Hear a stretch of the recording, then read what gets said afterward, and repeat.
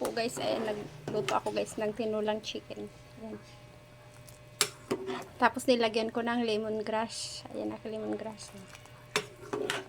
Ayan, madaming sabaw. O, diba? Tapos lalagyan ko na siya ng sayuti. Sayuti lang yung gulay ko. Wala na kaming malunggay dito. Ayan, ito ilagay ko na yung sayuti.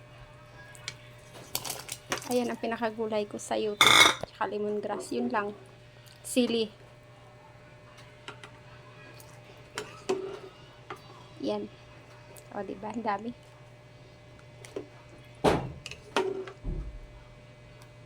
Mabango siya pag may lemongrass. Yan.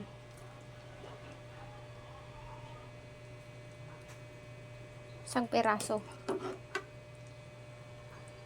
Siya. Ang dami kong ulam.